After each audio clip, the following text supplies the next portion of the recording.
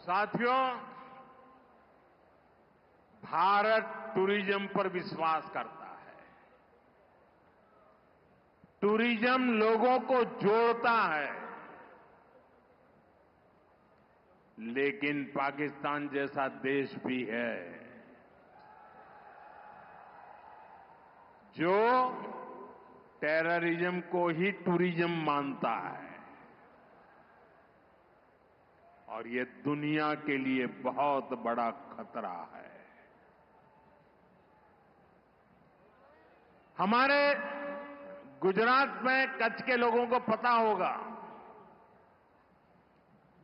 कि पहले गांधीनगर से कोई भी मंत्री, मुख्यमंत्री कच्छ आते थे 25-30 साल पहले, तो उनके भाषण में पाकिस्तान से शुरू होता था, पाकिस्तान पूरा होता था, और कच्छ वालों को बार बार याद कराते थे पाकिस्तान, पाकिस्तान, पाकिस्तान। आपने देखा होगा 2001 में मैंने तय कर लिया कि मैं समय उसमें बर्बाद नहीं करूंगा।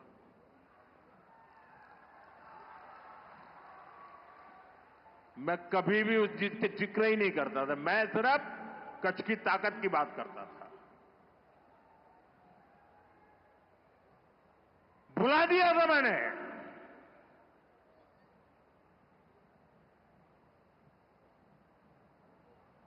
और कच्छ के लोगों ने पूरे सामर्थ्य के साथ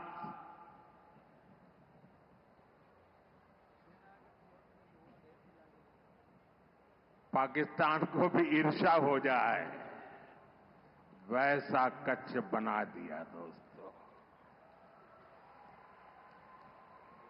साथियों, हमारी नीति आतंकवाद के खिलाफ जीरो टॉलरेंस की है। ऑपरेशन सिंदूर ने इस नीति को और स्पष्ट कर दिया है। जो भी भारतीयों का खून बहाने की कोशिश करेगा,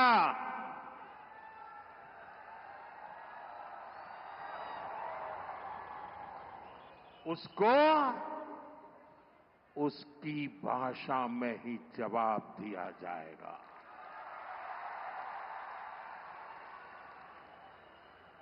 भारत पर आंख उठाने वाले किसी भी कीमत पर बख्शे नहीं जाएंगे। साथियों, ऑपरेशन सिंदूर मानवता की रक्षा और आतंकवाद के अंत का मिशन है।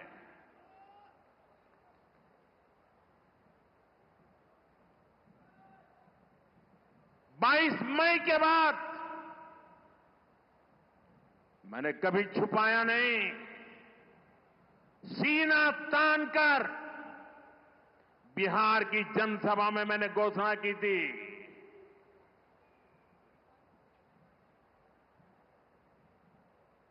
मैं आतंकवाद के ठिकानों को मिट्टी में मिला दूंगा।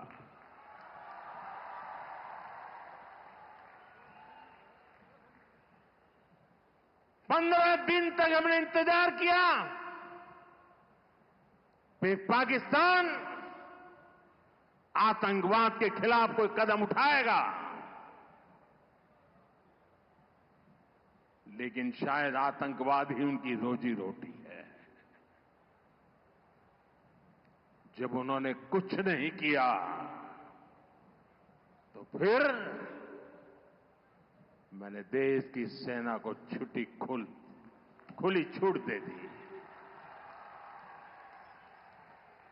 भारत के टारगेट पर आतंकवादियों के हेडक्वार्टर थे। सैकड़ों किलोमीटर अंदर जाकर के अगल बगल में किसी का भी नुकसान हुए बिना सीधी चोट करके आ गए। सटीक वार किया। ये दिखाता है कि हमारी सेना कितनी सक्षम और कितनी अनुशासित है।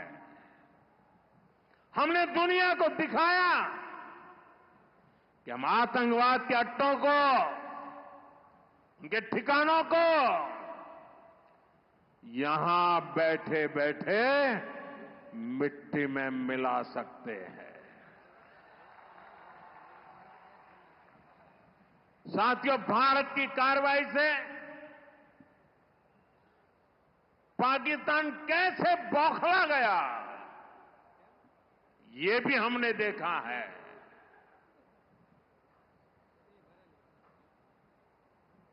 9 तारीख रात को हमारी कच्छ की सीमा पर भी ड्रोन आए, ड्रोन। उनको लगता था कि मोदी गुजरात का है तो जरा गुजरात में कमाल कर हुए मालूम नहीं है। जरा 71 को याद कीजिए, ये जो वीरांगना यहां आई थी ना, उन्होंने तुम्हें धूल चटा दी थी। ये माताएं बहनें उस समय 72 घंटे में रनवे तैयार कर दिया और हमने हमले फिर से चालू कर दिए थे। और आज मेरा सौभाग्य है कि 71 की लड़ाई की उस वीरांगना माताओं ने आकर के मुझे आशीर्वाद दिए हैं।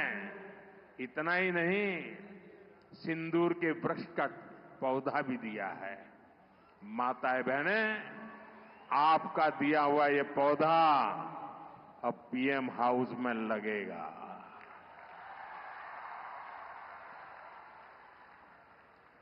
ये सिंदूर का पौधा है, ये वटवृक्ष बन करके रहेगा।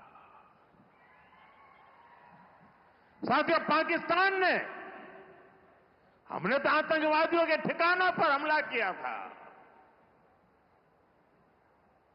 उन्होंने हमारे निर्दोष नागरिकों पर हमला करने की कोशिश की। और जब उनके ड्रोन दिखने लगे तो पलक झपकते ही एक के बाद एक, आपने देखा कैसे गिरते थे।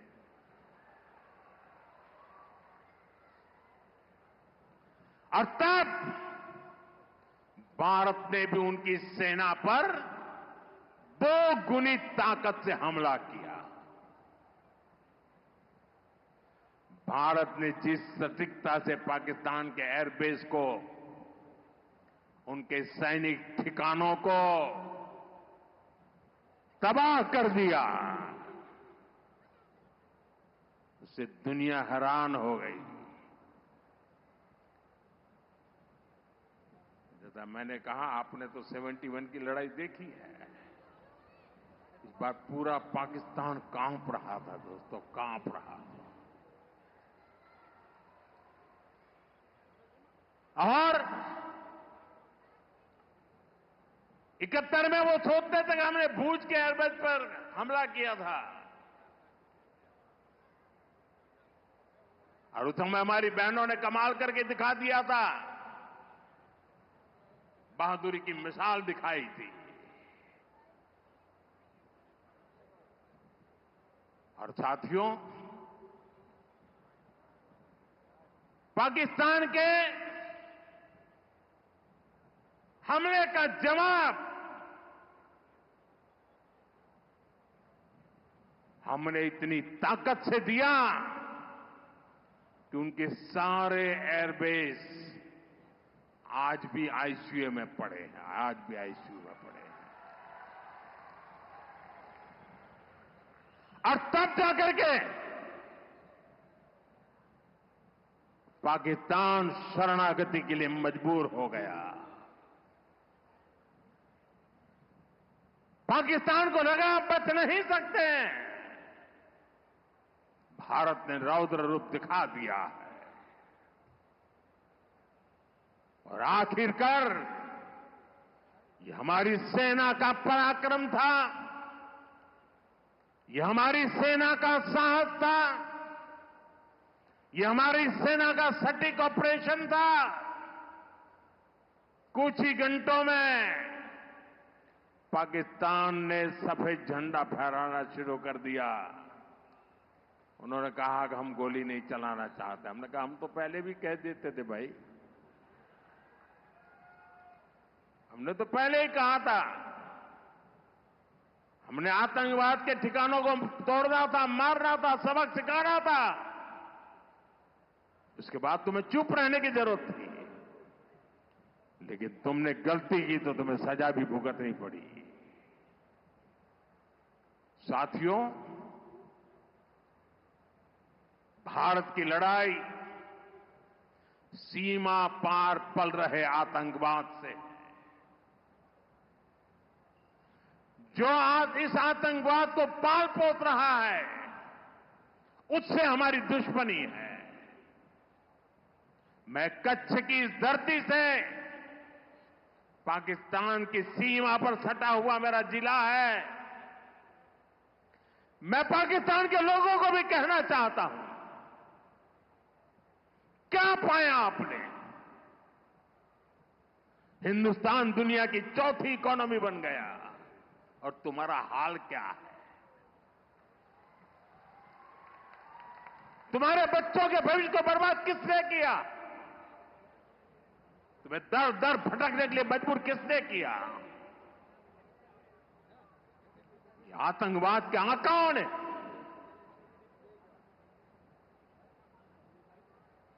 वहां की सेना का अपना एजेंडा।